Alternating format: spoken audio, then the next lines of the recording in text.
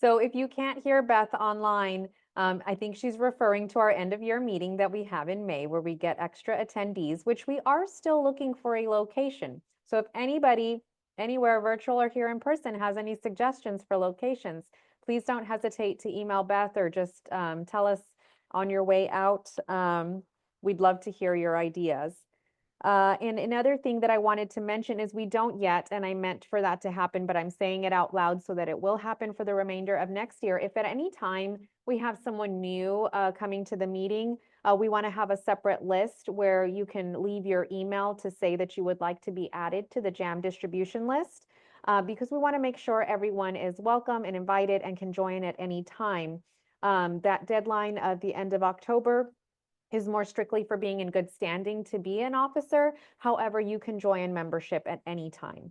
So I definitely wanted to share that. And Beckman Coulter has graciously agreed to sponsor this meeting. They could not make it out this evening, but a big thank you does go out to Tim Messing and Beckman Coulter for their support of JAM. And now I would like to introduce our speaker for the night. So Dr. Patricia Simner, Trish, is a professor of pathology and infectious diseases at the Johns Hopkins University School of Medicine and the director of the medical bacteriology and infectious diseases sequencing laboratories at the Johns Hopkins Hospital. She completed her PhD at the University of Manitoba in Manitoba, Canada, and a 2-year clinical microbiology fellowship at Mayo Clinic. She is widely regarded internationally as an expert in the field of mechanisms of antimicrobial resistance. Her research has focused on understanding the molecular epidemiology and mechanisms of resistance of gram-negative bacteria, in particular those harboring beta-lactamases. She also is involved in investigating novel diagnostic tools to rapidly identify infectious pathogens and in developing next-generation sequencing modalities as methodology in clinical microbiology laboratories. Her work has resulted in greater than 150 peer-reviewed manuscripts. We're all exhausted. Dr. Simner was the recipient of the American Society for Microbiology, ASM 2024 Richard Schwab Award, the 2024 College of American Pathologists, CAP, Meritorious Service Award, and recognized with the Faculty of Science Exceptional Achievement Honored Alumni Award from the alma mater University of Manitoba. Dr. Simner is a voting member on the Subcommittee on Antimicrobial Susceptibility Testing for the CLSI. So Dr. McCarter said she asks her all the AST questions. So I think now we have permission to ask her all the AST questions we have. And she is at-large representative for the ASM Council on Microbial Science, a member of the CAP Micro Committee, and the vice chair of the Antibacterial Resistance Leadership Group Diagnostic Committee. She is an editor for the Journal of Clinical Microbiology and a section editor for the Manual of Clinical Microbiology and Clinical Microbiology Procedures Handbook. And she also has an 11 and 13-year-old. So how she has time for all of these things is amazing to me. Without further ado, Dr. Simner will present All Aboard Next Generation Sequencing for Infectious Diseases Diagnostics.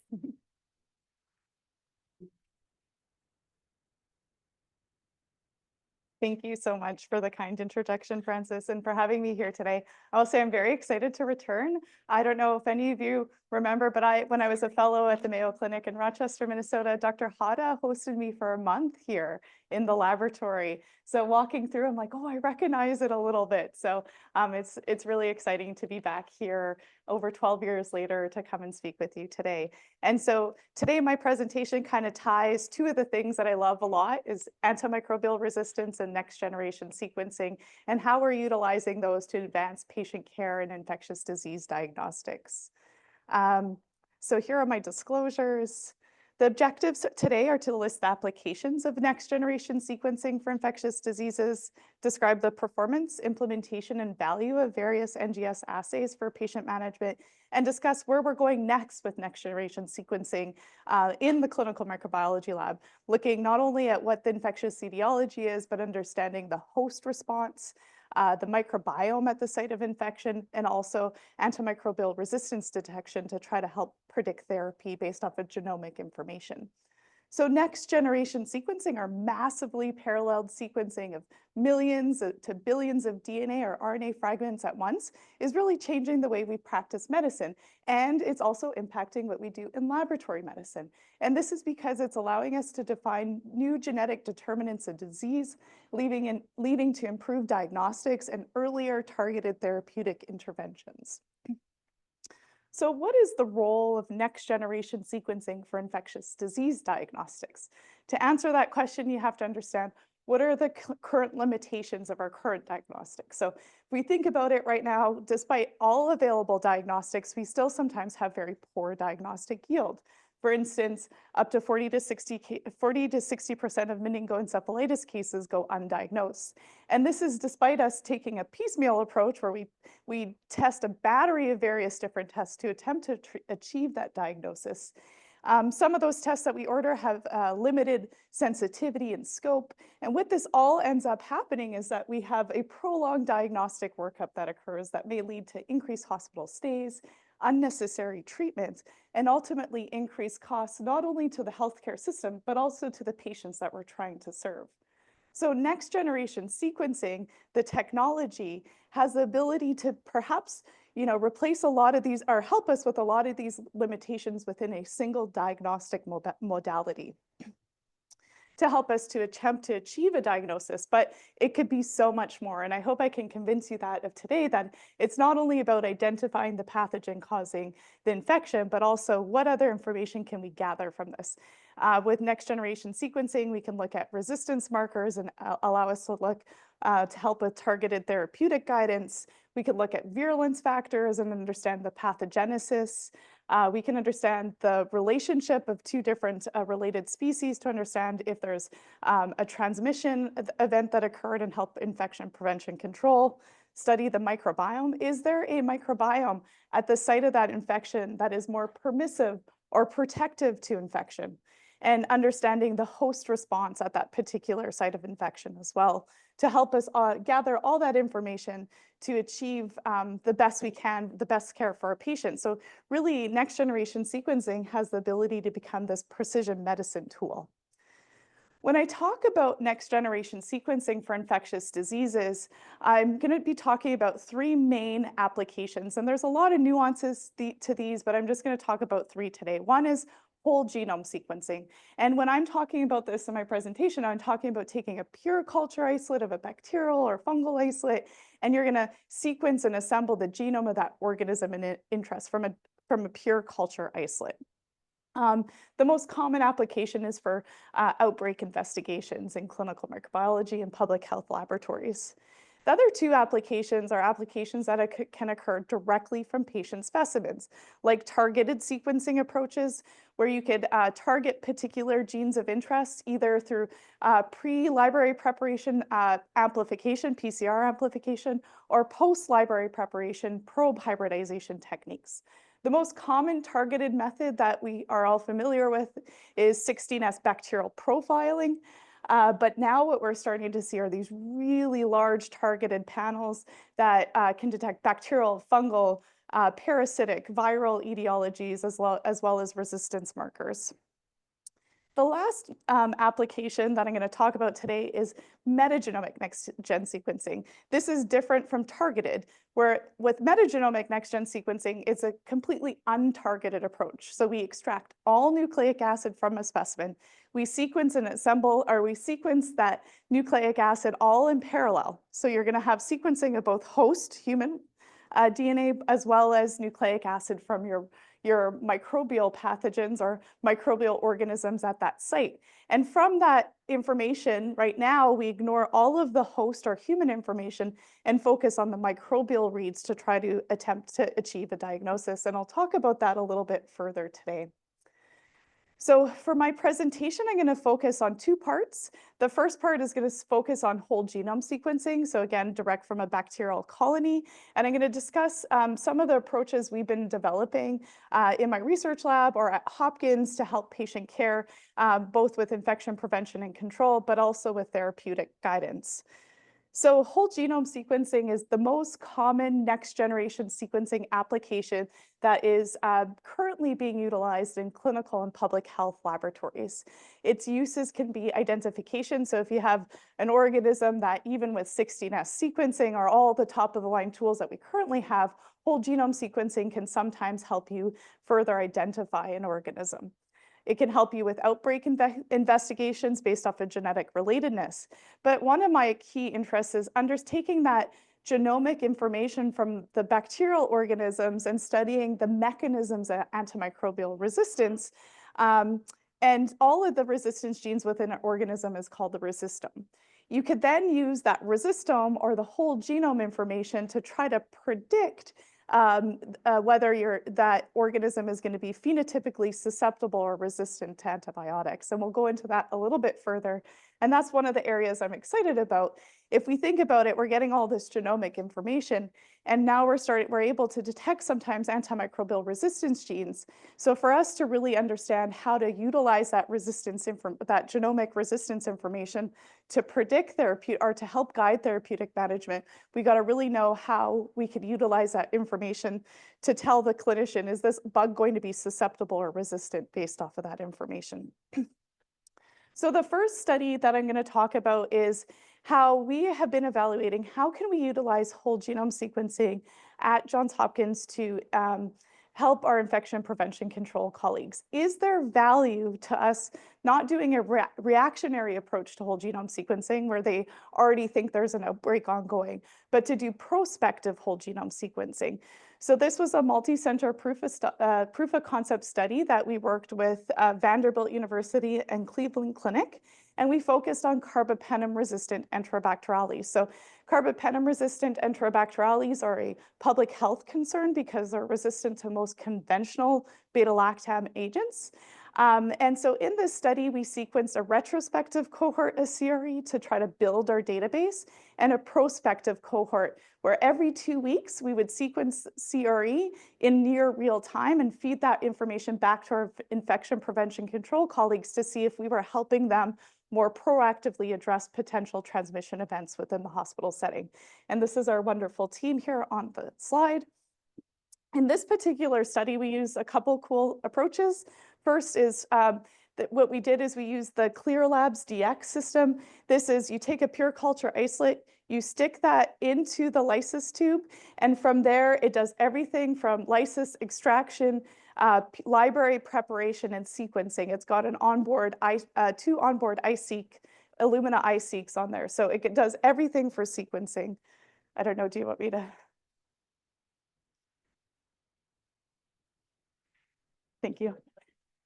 And I think the thing we were most excited about, and that really prevented us from utilizing whole genome sequencing clinically beforehand, was that we had a bioinformatic analysis tool. So an automated analytic tool called EpiSeq that allowed us to interpret our whole genome sequencing information based off of whole genome multi-locus sequence typing. And what this program does is it gives phylogenetic relatedness, and it could also correlate whether the same organisms of the same species are possibly related or probably related. So if you're used to pulse field gel electrophoresis, we all knew the 10-over criteria, and it was very easy for us to say, probably, related, probably related, unrelated. Whereas this program allowed us to take that information and kind of have that same equivalent interpretation to help guide our infection prevention control colleagues. So when we looked at the molecular epidemiology, being an AMR lover, and CRE organisms are kind of my favorite to study and evaluate. When we think about carbapenem-resistant organisms, they're generally broadly divided into two groups, one of which they're carbapenemase producers or non-carbapenemase producers. Carbapenemase producers are most often more commonly tackled by stewardship and infection control because they are enzymes that can hydrolyze most, if not all, conventional beta-lactam agents. They're easily transmitted because they're on mobile genetic elements. And they're often very multi-drug resistant because they harbor resistance genes on that same plasmid as the carbapenemase gene, et cetera. So they make it very difficult from a treatment and an infection control standpoint.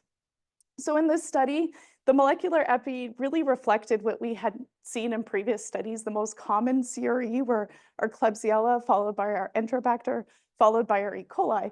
One of the interesting things that we found is in the past, when we looked at the mechanisms driving carbapenem resistance, it used to be a 50-50 flip of a coin, 50% carbapenemase producers, 50% non-carbapenemase producers.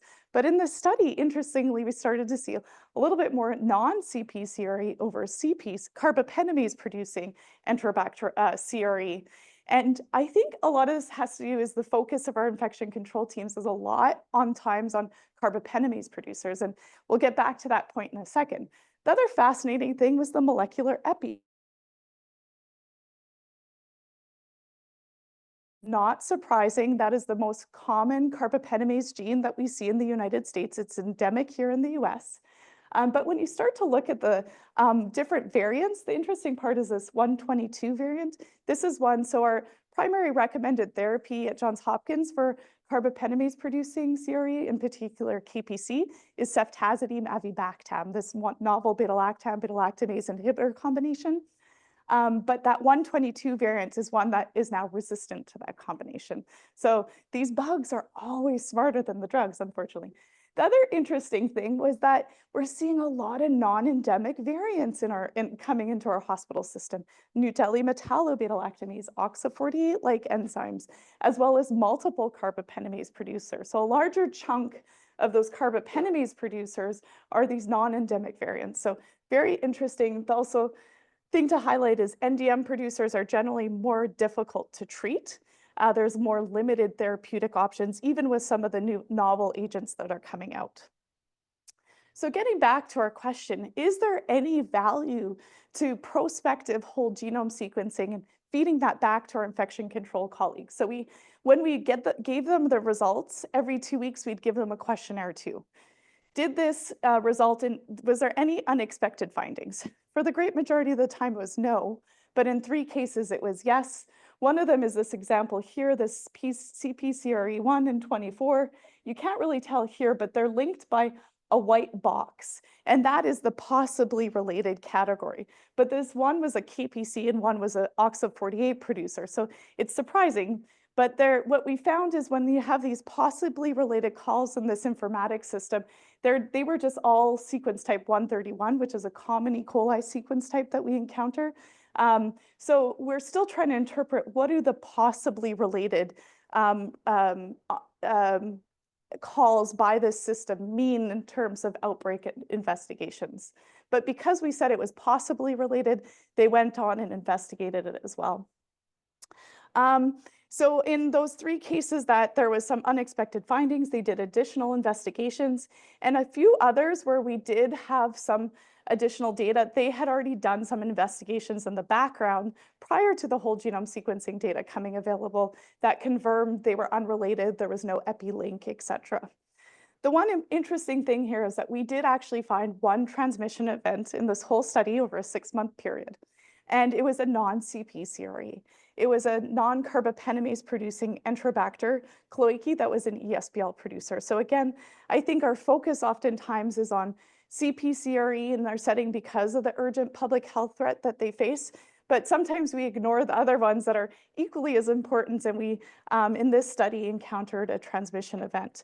But I will say that in our hands, this data in this 6-month period really the data was confirmatory. It was because we already have strong microbiology. We already do the modified carbapenem inactivation method when we have a carbapenem-resistant Enterobacterales. So we already tell the clinicians it's a carbapenemase producer or not.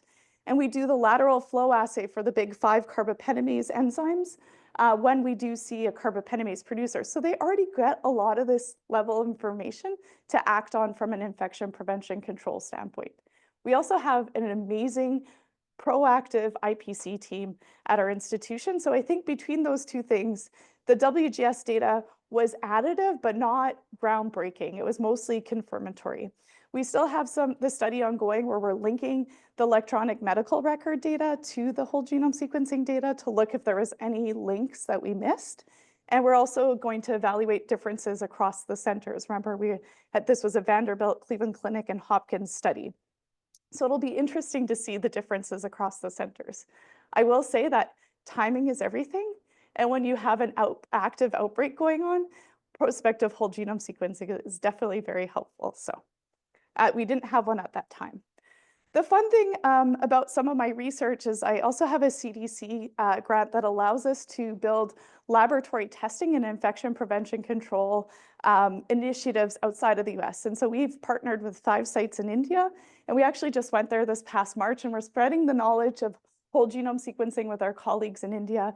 And so you could see us here training them both on Illumina as well as Nanopore's next generation sequencing to help them understand carbapenem-resistant organisms in their institutions and how they should respond to them. They have a whole different scenario, right? Where 2% of our Enterobacterales are carbapenem resistant. Out there, it's 60% of their Klebsiella pneumoniae, 40% of their E. coli. So very different scenario, but also utilizing kind of similar tools to try to help them address that concern in their setting. So that was how we've used whole genome sequencing to look at genetic relatedness and how we can help our infection control colleagues.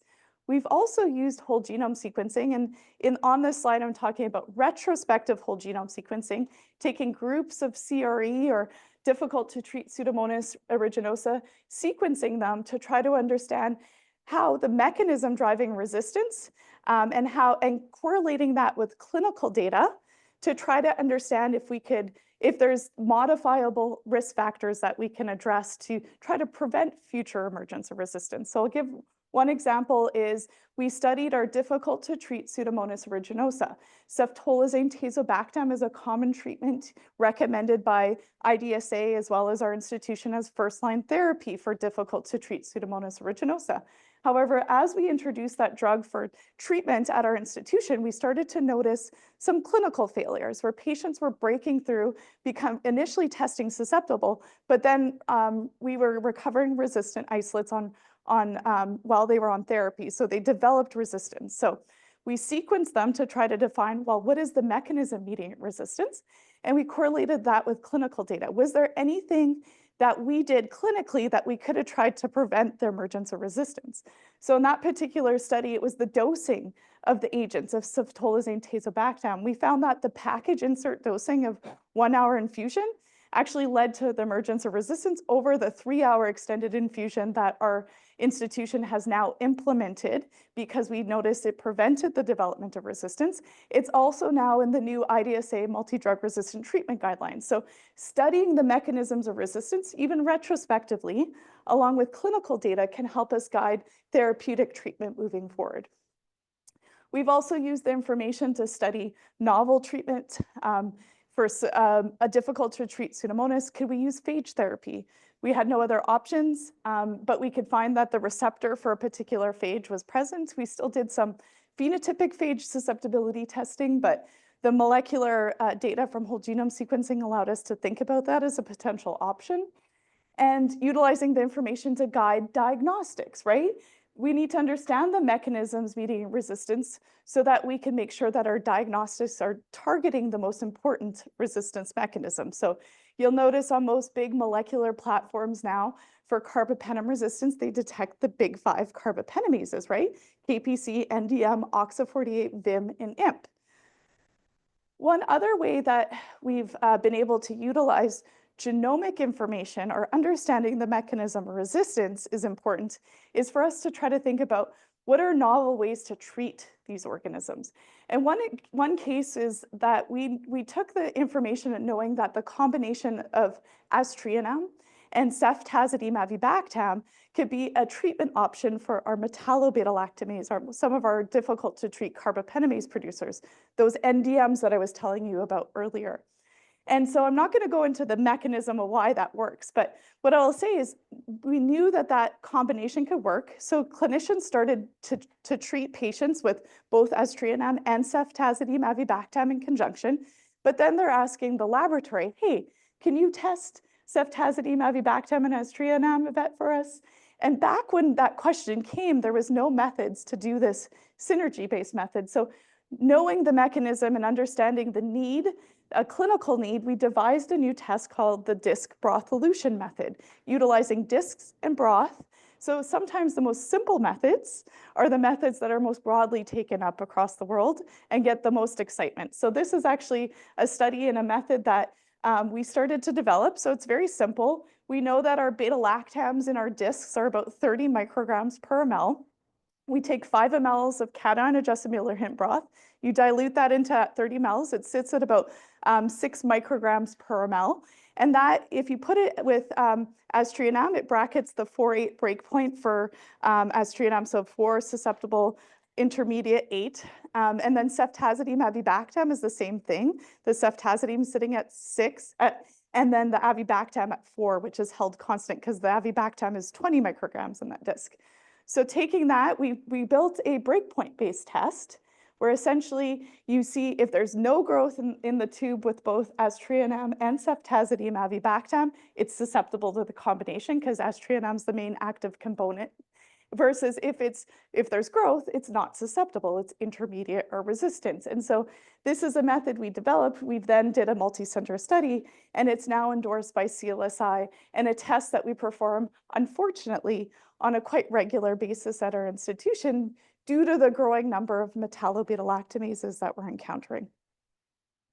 So again, that was how we could retrospectively utilize whole genome sequencing information, but what about prospective? Can we do this in real time to impact a current patient that we're seeing? So this is kind of an interest of mine, especially now with more real-time sequencing. So Nanopore allows you to essentially sequence and base call in real time. You don't need to wait for your run to complete overnight.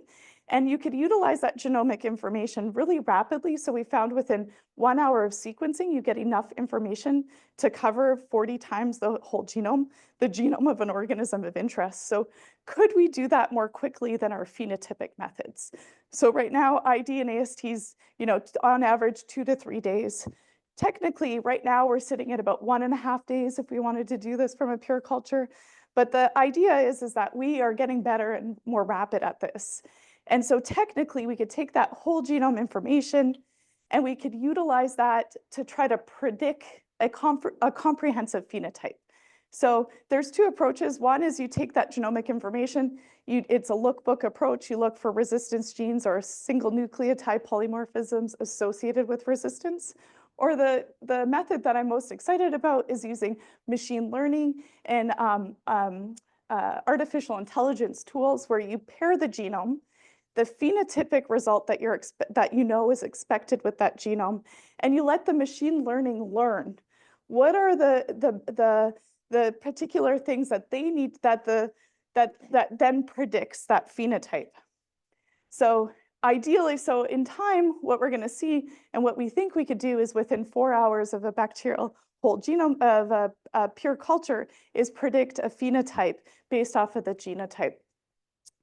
It's still not perfect, but we're getting there. And remember, we're going to be utilizing genomic information more. So for us to take it to the next level direct from specimen, we need to get really good at doing it from pure culture isolates first. So this was something I've been developing since 2018. I'm not going to go through these all in depth, but our first study was just a manual interpretation. We made our lookbook. We said, if it's this resistance gene, we expect it to be this phenotype, et cetera. We found pretty good correlation with broth microdilution results. And we did a what if analysis. We said, what if we would have done this in real time? Could have we impacted patient care? And in 90% of those cases, that was true. These, again, were for very resistant bugs, though. So this was for carbapenem-resistant Klebsiella. Then we went on to find automated analytic tools. So there's now a lot of automated companies that are doing these predictive AST predictions from genomic information. So we started partnering with them to further develop this. And last, we did a validation with a multi-center study showing again that we could expand past gram-negatives, include some of our gram-positives, and predict the phenotype with pretty good accuracy compared to utilizing genomic information, and really showed the potential of this method for patient care. And this is really the dream. This is where we want to get to. We want to go from positive blood culture broth first, but ideally going from EDTA whole blood. We're looking at concentration and enrichment methods, because when you're trying to predict the phenotype, you need a whole genome of an organism, not just snippets. And so we need to enrich first. And so we now know there's going to be these microfluidic systems that do next generation sequencing. All the very manual library prep steps now are going to be like a BioFire pack. You put it in, and then the microfluidics does the rest of the work for you. And you could do this with sequencing. So we think we could do this all within 4 hours time. And this is, I'm part of a multi-national consortium called the Dragon that is looking at developing this further. So in the future, what we're probably going to see is a lot more genomic predictions of a phenotype that's going to come. It's not going to be perfect, but it's going to be something that we're going to start to see more and more of as we see next generation sequencing and genomics being part of more of our standard of care for patient care. So that was the first component. The second component is talking about direct from specimen sequencing. So that the past I was talking about pure culture isolates, this is going directly from a clinical specimen. And I'm going to start out here with metagenomic next-gen sequencing. This allows for pan-nucleic acid detection directly from patient specimen, where all that nucleic acid in that specimen is extracted and sequenced in parallel, resulting in sequencing of both host and microbial reads. As I mentioned earlier, for infectious disease diagnostics, we ignore the host reads for now and just focus on the microbial reads.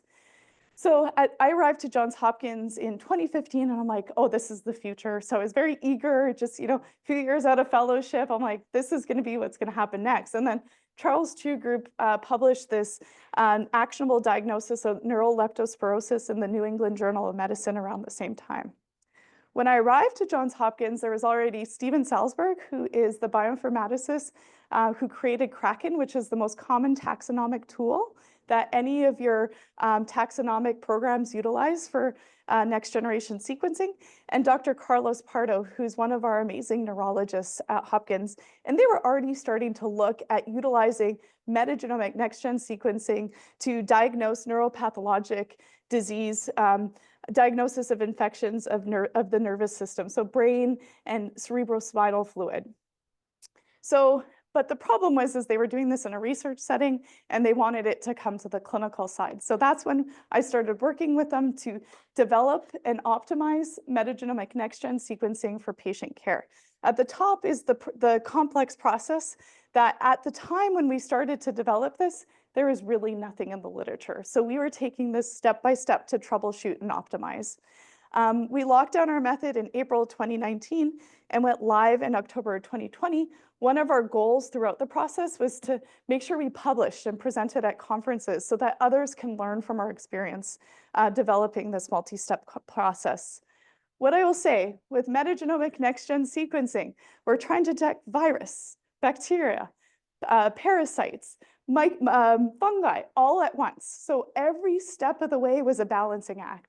You introduce bead beating, and then your mycobacteria and your yeast were really happy to release their nucleic acid, but then you're degrading the nucleic acid of those organisms that are easily lysed. So at every step, it really was a balancing act to make it a, I'm trying to say, not unbiased. I don't like the term unbiased because it'll say every step is biased in some way, but a agnostic test that could detect all of the microbial groups. This was the method we developed, a 4-day complex process that I hope none of you have to ever utilize, because now you get to take advantage of all the automation and microfluidics that are coming down the pipeline. But I will say we slowly are starting to automate this process. The important points here, it is a complex process. We do both DNA and RNA sequencing libraries, and the negative extraction control is crucial. There is nucleic acid in everything you utilize when you're sequencing. And so you need to understand your background to then interpret what's significant in your samples. This is just showing we're slowly automating. So Magic Prep is one of the automation tools that we're looking at for library preparation. We're also automating the bioinformatics. We used to do a formatted Excel spreadsheet to help us with interpretation. Now we're utilizing, snippy online tools, right? We're getting more sophisticated as we move along. But it has been a process. And we have shown value to this test, where we've shown comparable performance to our standard of care with positive percent agreement of 90%, a negative percent agreement of 100%. But I will draw your attention to the limits of detections. They do vary based off of the different pathogens that we're trying to detect. Crucial is that the viruses have a higher limit of detection than some of our other organisms. So although metagenomic casts a broad net, oftentimes it is not the most sensitive method, and our standard of care methods that we usually do up front are the more sensitive. And so if a clinician is asking me to do metagenomics up front, I'm always working with them on the diagnostic stewardship approach to this, making sure that they're utilizing targeting, usually making sure they order a standard of care test up front that we know are more sensitive, especially if they have a targeted organism on their differential. And then we have them try to follow these diagnostic stewardship guidelines so that we make sure that we utilize this complex multi-step test as best as we can to beneficially impact patient care. I've seen NGS tests not being so beneficial. So we could discuss that afterwards if need be. So my favorite case is still the first case that we've ever diagnosed and when we went live with this test. This is a patient who is in their 40s, who's originally from Cameroon, who presented to our neurology clinic due to prolonged history of headaches and fatigue. During the workup, the patient was found to have multiple abnormal autoimmune and infectious disease serologies. The patient was treated for systemic lupus and cryoglobulinemia with immunosuppressive drugs and rituximab. Unfortunately, their symptoms continued to progress, including hearing loss and development of skin rashes. You could see progression of the lesions on the MRI and progression of the pleocytosis with repeat lumbar punctures, despite all standard of care diagnostics being negative and a high suspicion, key here, high suspicion for infectious etiology. So we performed metagenomic next-gen sequencing, and that metagenomic next-gen sequencing yielded the diagnosis, which then allowed us to visualize these organisms under the microscope of a CSF of our patients. So this is Trypanosoma brucei, the cause of human African trypanosomiasis. The CDC actually asked us for this video because they've never actually seen the trypanosomes in a CSF with Trypanosoma brucei before. You could see the Giemsa stain, the small kinetoplast, unlike Krusei, which would protrude out, and then your nucleus and the undulating membrane. So this was our metagenomic result showing Trypanosoma brucei. As part of NGS, any unexpected result we try to confirm by orthogonal tests because we couldn't validate every possible detection, right? So we sent it out for PCR. We also were able to take the reads from the metagenomics and show that the reads spanned the chromosomes of Trypanosoma brucei. And if you're aware of, this is usually a fatal disease if left untreated. And unlike other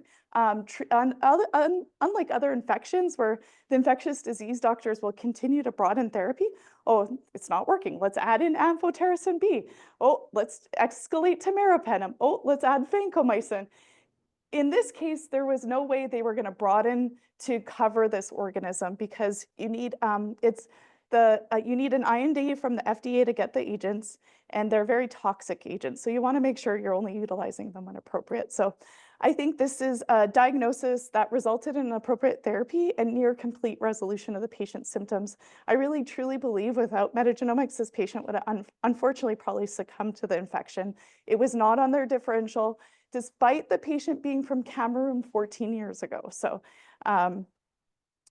anyways, there's a whole lot of fun pathophysiology to this that I don't have the time to go over, but to date, we've done over 100 metagenomic next-gen sequencing tests. Doesn't seem a lot from 2020, right? We went live, but again, our diagnostic stewardship has been successfully helping us implement this tool. We have about a 30% positivity rate.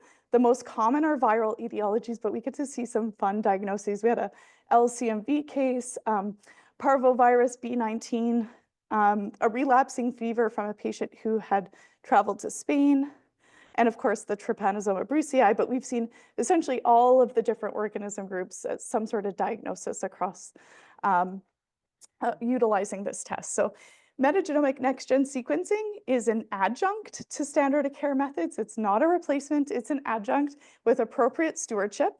In our hands, metagenomic next-gen sequencing has been the most helpful for rare, atypical, unsuspected, or previously treated infections where we were unable to recover the etiology and culture.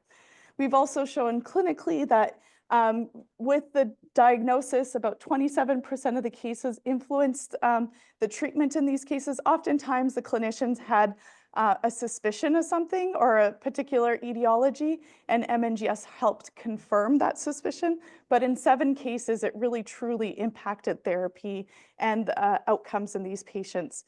You'll notice the median time to NGS results was 19.5 days. Most of the cases that we're evaluating are chronic cases and not the acute cases. Just for the sake of time, I can just say we've looked at various other methods for direct from specimen sequencing. We looked at taking that methodology that took us 4 years to develop. We're like, oh, it'd be really nice if we could validate this for other fluids. Unfortunately, it was not the case. We were not getting the sensitivity and specificity we wanted. So with some of our other sterile fluids, there's just too much of a robust human host response. So we need to use host depletion or targeted sequencing methods, both of which we evaluated in our laboratory. One of which we looked at targeted sequencing approaches direct from specimen using nanopore sequencing. Again, nanopore sequencing is one that I'm excited about because it allows for more near real time and I should say more real-time sequencing analysis and could get us in a time frame that is similar to our standard of care, if not quicker. And then here is one study where we looked at a smaller flow cell with nanopore that got us down to $300 to sequence, to do targeted sequencing from a specimen. So we're getting into the realm of these multiplex molecular panels in terms of cost. So we're really starting to see the transition of this method from, very robust, experienced laboratories, a lot of high costs to being more affordable and automated and simplified so that more broader uptake of laboratories can occur. I'm just going to skip through this because these are just a few other slides where we looked at additional whole next-gen sequencing approaches direct from sequencing specimens. I will tell you just quickly the story behind the BAL study. We did a targeted versus a metagenomic. We thought for sure the targeted study would improve our sensitivity and that it would do better than the metagenomic approach. And actually, they came out to be very similar results using a targeted versus a metagenomic approach. We're not really sure why that occurred, which was kind of surprising to all of us. But in that study, the targeted panel also detected resistance markers. So like I said, we're not only able to detect what the etiology is causing the infection, but we could also start to detect antimicrobial resistance genes to try to help guide therapeutic management. And so in this particular part of the study, we looked at 13 samples where we had 13 pathogens detected, and we looked at the correlating resistance markers that we detected by a targeted NGS assay. And we found that we had about full or partial agreement with the phenotype in 7 of 13 of the pathogens. We did detect some consequential resistance genes like extended spectrum beta-lactamase producers, vancomycin-resistant enterococci, methicillin-resistant Staph aureus, and Mycobacterium tuberculosis with resistance to first and second line drugs.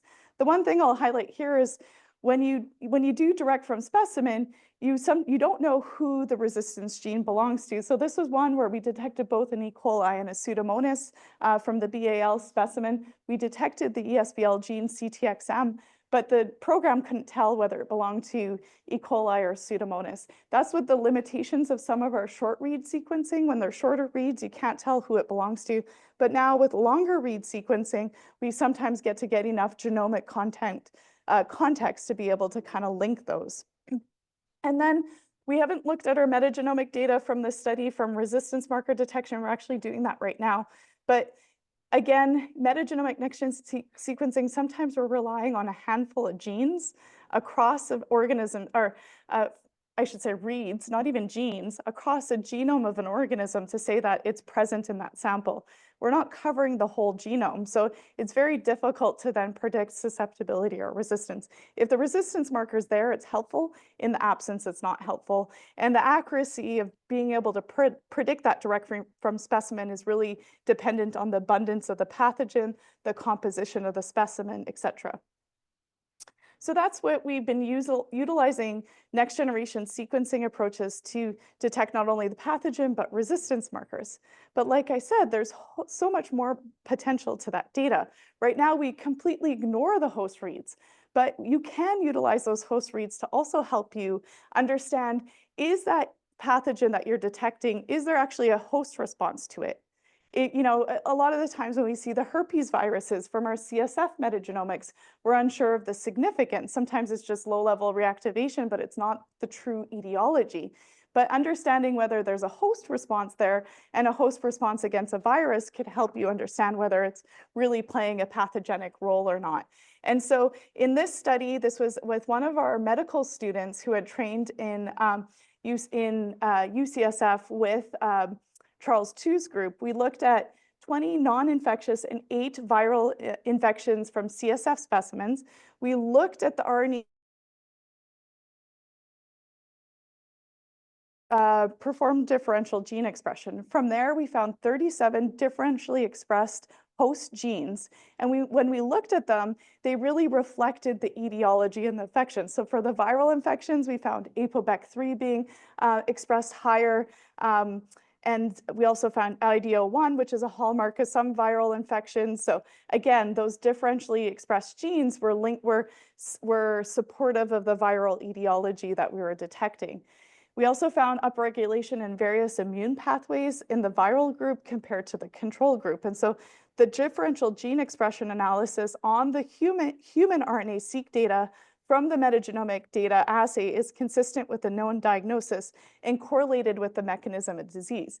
So again, really, this is going to start to develop into a precision medicine tool where not only are we just, diagnosing the microbial etiology, we're starting to look at the host reads and the host response. We can also look at the microbiome at the site of infection. In one of our SARS-CoV-2 studies, we found one microbiome that was more permissive of infection versus protective. And in this study, we looked at what is the microbiome of patients who are colonized, gastrointestinally colonized with CRE. And we looked both at the microbiome, but also the resistome. And so these were high-risk patients, our oncology, ICU, transplant patients. They've already received a whole lot of antibiotics, chemotherapy, immunosuppressives, so they had a lot of dysbiosis. So we didn't see a lot of changes in the composition of the microbiome of these patients, but it was the changes that we really seen were at the resistance gene level, where we've seen an increase in expression of beta-lactamase genes around our CRE positive patient, colonized patients. We also seen an increase in resistance genes among our anaerobes in those same patients. But the interesting study was not at the cohort level, but at the individual patient level. This is one single patient that had 4 different hospital admissions. You could see by the black bar there. And at the top is their CRE colonization status. So initially it was negative, but then became positive. And you could see initially the green and dark blue bar, which is consistent with Staphylococcus and Enterococcus. So initially really high burden of gram-positives. But then you see the shift to the light blue bar, which is that carbapenem-resistant Klebsiella pneumoniae, and that correlated when that patient was started on long-term meropenem therapy. That meropenem selected for it as part of the GI flora, and then translocation occurred and the patient became bacteremic. So we can really utilize the microbiome data as signatures to kind of predict what might be coming next. Is there a predominant organism in the GI tract that we might be concerned about further causing bacteremia, et cetera, can be helpful as well. So I hope I've been able to tell you or give you an idea of where we're at with next generation sequencing for infectious disease diagnostics, where we're going next with host response, AMR detection, microbiome studies. But again, I just want to warn you, be aware of the contaminome. Not not only the experimental contaminants, so not just the ones in the reagents, but your databases, the databases you use. The human genome has bacteria inappropriately assembled into it, and bacteria has human inappropriately built into the genomes. So you have to make sure you're utilizing a very well-developed database, because when you start to rely on a few reads being linked to one organism or another, you're going to be making some diagnoses based off of that data. So you want to make sure that you're utilizing really good experimental controls, but also make sure that your databases are high quality databases. So I hope you're all aboard. The NGS train is leaving the building. So as we've seen with PCR-based modalities that were very manual, conventional, only expert, larger reference laboratories, then we started to see real-time PCR, moderately complex PCR to point-of-care PCR. We're in that same paradigm shift right now with the next generation sequencing.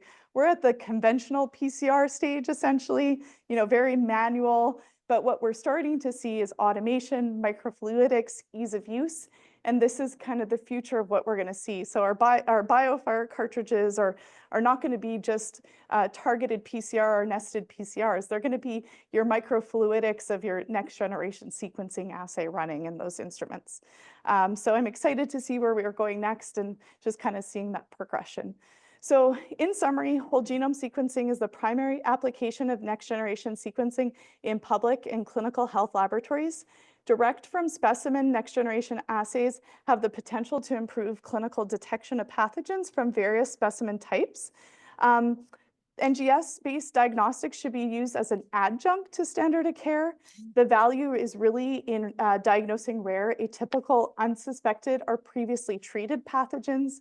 We're still learning how to utilize this complex, expensive test. What is the correct timing to perform the test? The correct population, the right syndromes that we should be focusing on utilizing these tests. And we will see metagenomic next-gen sequencing become this precision-based tool that we utilize for patient care. So thank you all for joining me on this cold evening.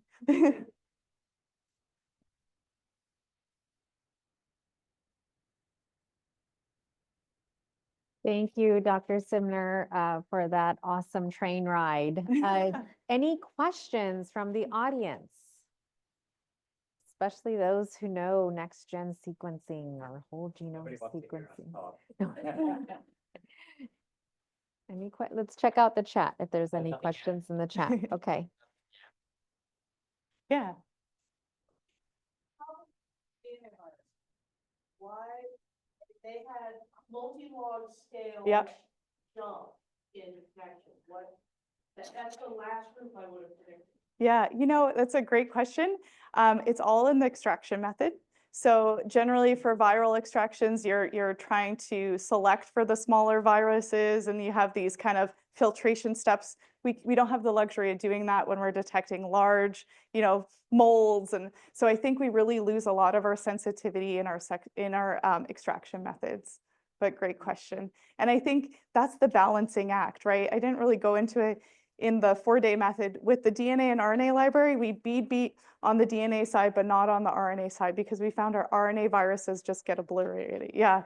So, but we needed to beat to lyse our mycobacteria. So a balancing act, as I said, and it's not this perfect test that clinicians want it to be. And I think it's our responsibility in the lab to make sure that we educate on what is the capabilities of those tests, what are the advantages, but it's not a replacement.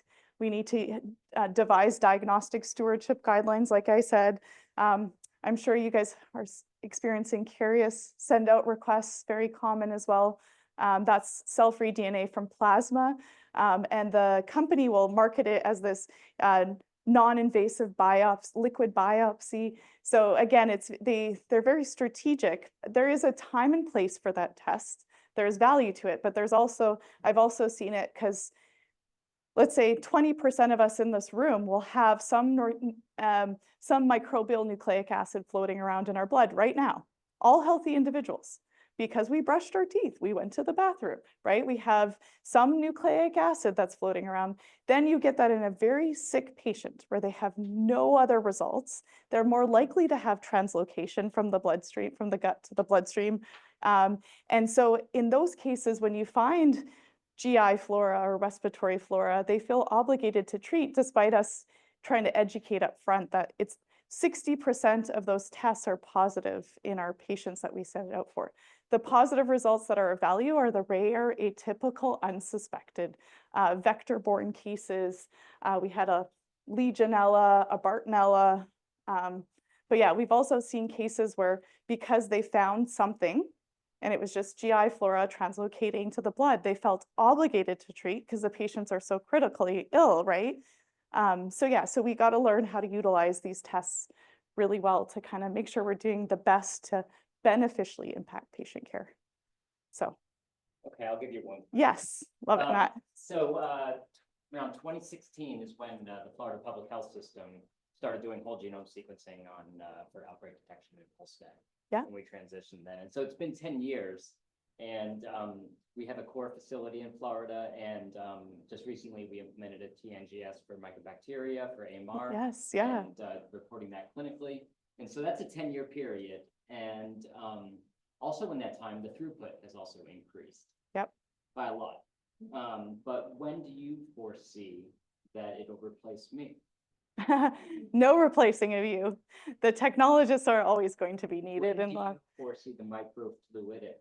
So that is actively being pursued by many different companies, right? I will say that the one thing with developing next generation sequencing right now, there's so much technologic advancement going on that the moment you think you've solved the one question, there's already something better that's out. So for those labs that aren't doing any of this yet, it's okay. This is the technology that you want to leapfrog.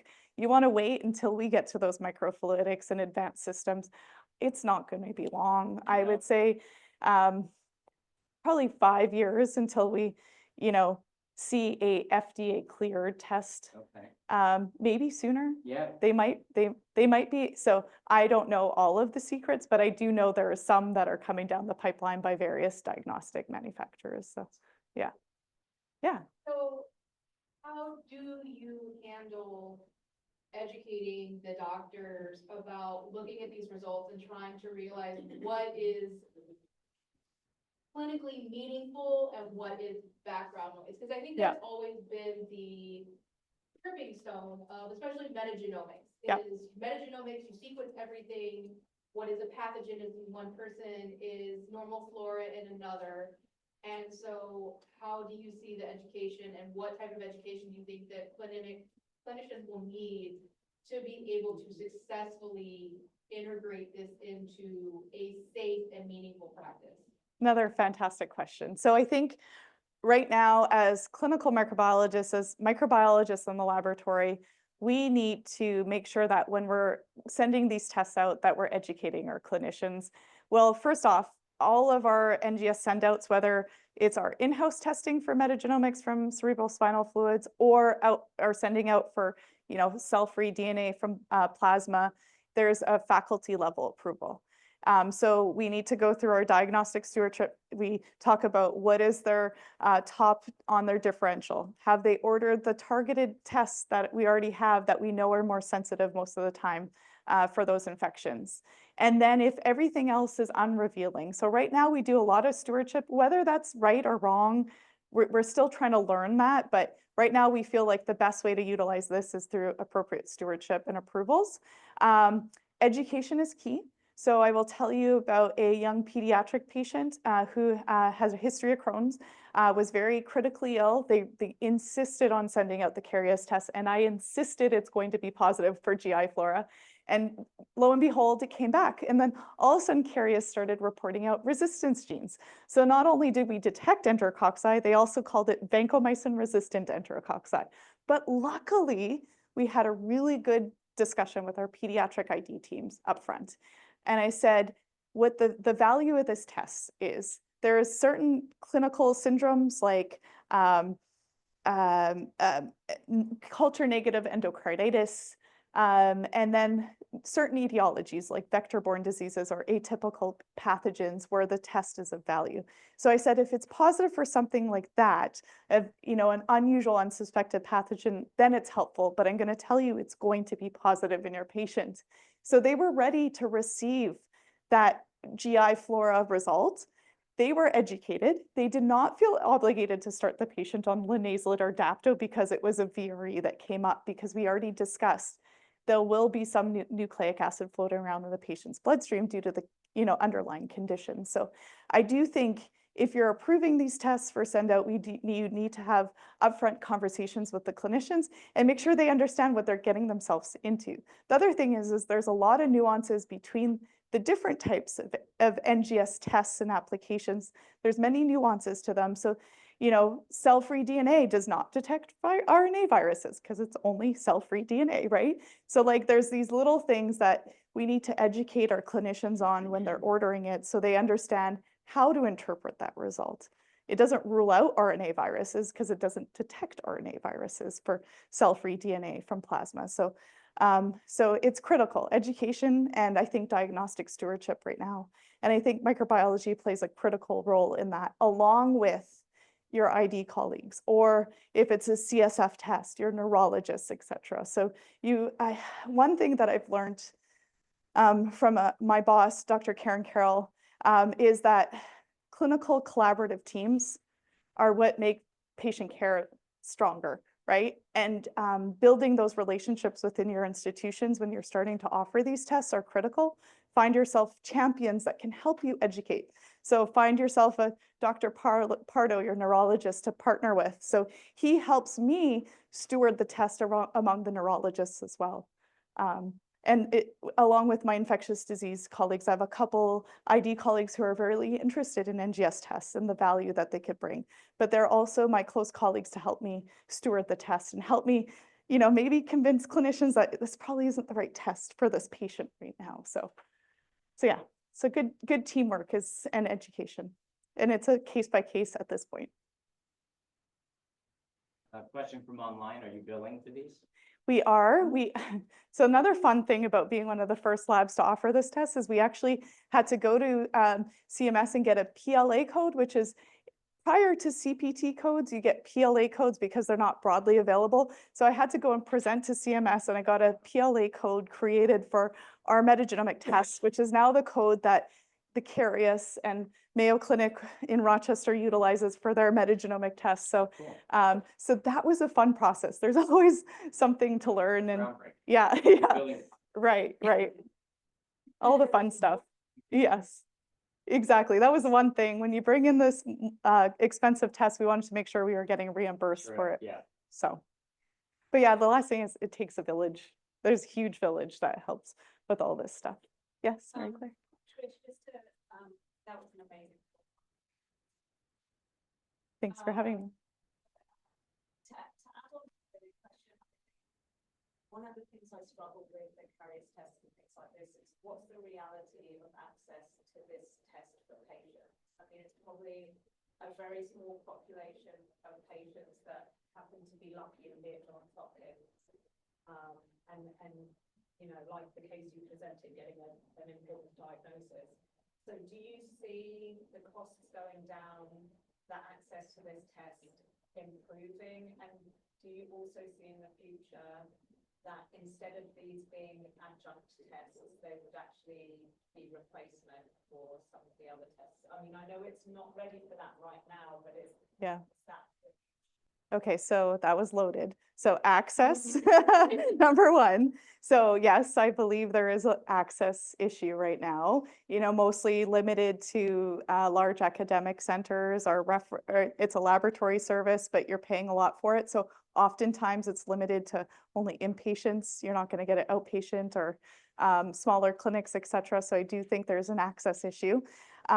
Reimbursement, I'm hopeful that as we develop this technology, as I was showing with some of the the nanopore mini or the flongle, that the costs are coming down. They're not, it's still quite high, but I'm hopeful in the future with all the advancements that were ongoing, that we're going to get down to a more realistic cost.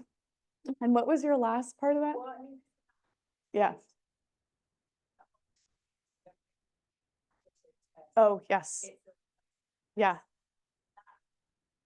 Again, would probably help in terms of the cost to the patient, the access to the test. Yeah. I also think the test needs to get better, right? We're at a point where it's good for, I like to say, more high abundant, pathogens, chronic infections that have the advantage of being a little bit more higher in abundance that we didn't detect with anything else, right?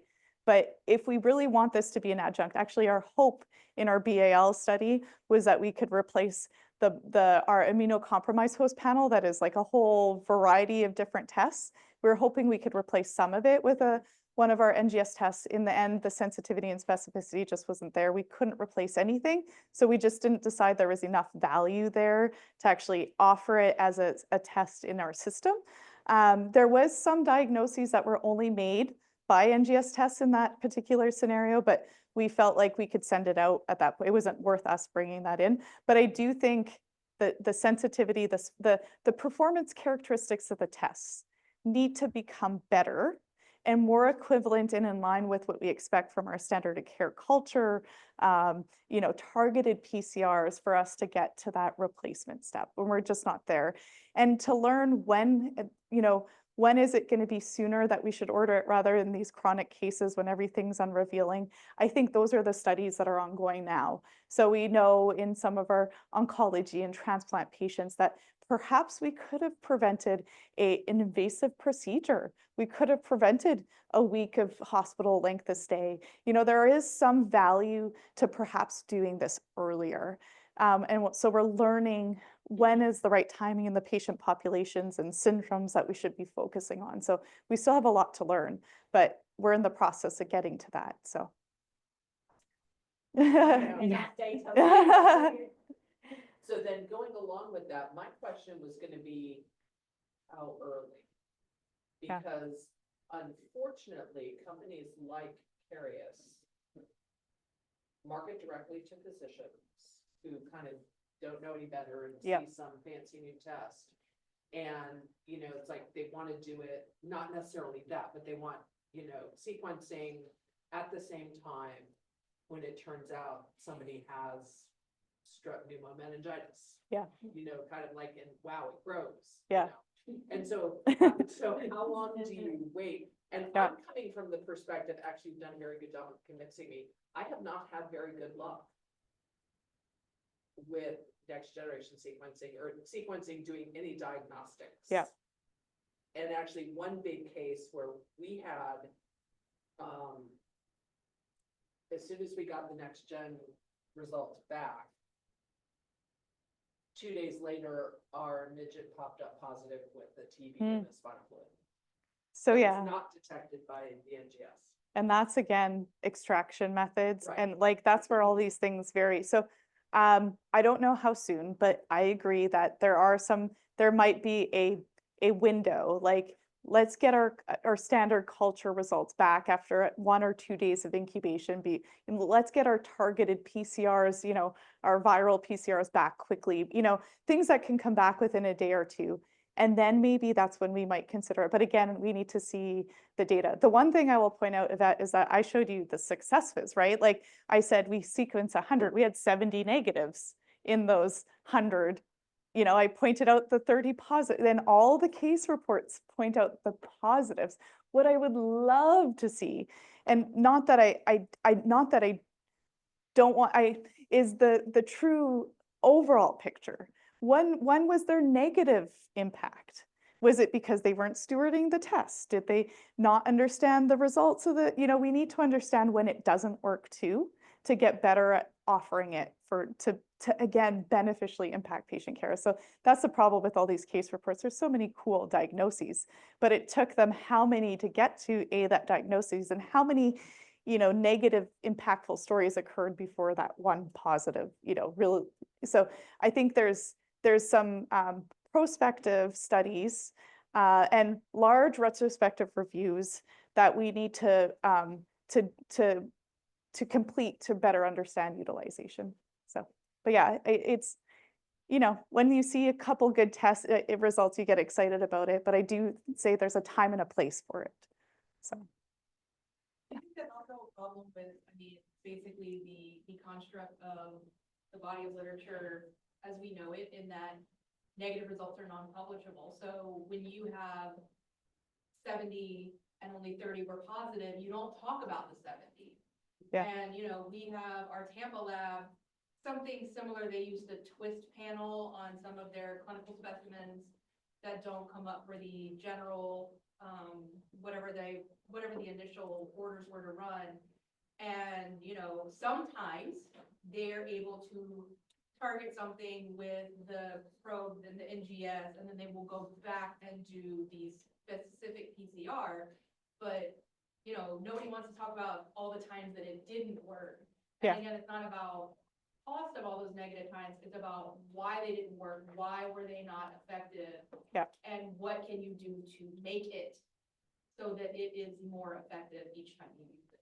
yeah, and I will say that in our retrospective analysis of the clinical side, we tried to quantify that, but we're really good at talking about the positive results and never really about like the negative impact. We didn't find any negative impact, but I'm sure there was like some things that got misinterpreted, or, you know, the result, you know, the herpes viruses were detected and maybe they're like starting to query, oh, is this a herpes? You know, could this be the etiology? So I do think, unfortunately, even in our study, and the other thing we tried to record is how many no's did we get before we got to 100 approved tests. I will tell you, last week we had 6 metagenomic requests for CSF specimens. I only approved 1 of those. So again, I want to know, how many times does it take, like how many times did we say no before we get to these yeses? And even when we get to the yeses, there's still only 30% that was positive, right? So yeah, it is the nature of what we do. We need to get better at quantifying the negative impact to this too. Like I said, because we need to understand how to better utilize it. So, but yes, I do agree. It's the way we publish things in literature. The positives are always more exciting, right? So, yeah. Thank you, Dr. Simner. That was excellent. And thank you. you for all the questions from everybody. Oh, man, I could ask you a million more, but we will save that for another time. So thank you. We enjoyed that voyage to the latest on NGS, and thank you to everyone for joining us tonight in person and virtually. And again, thank you to Tim, who was unable to make it, and Beckman Coulter for your support of the JAM community. Speaker selections were considered with you all in mind, so I will continue to remind throughout the rest of the year to please share any topic ideas with us for next year as they come to mind. Emails, tell us in person, however you'd like. Our next meeting will be next Tuesday, January 7th, 2025 at UF Health, and the topic will be body fluid microscopy, separating the trees from the forest.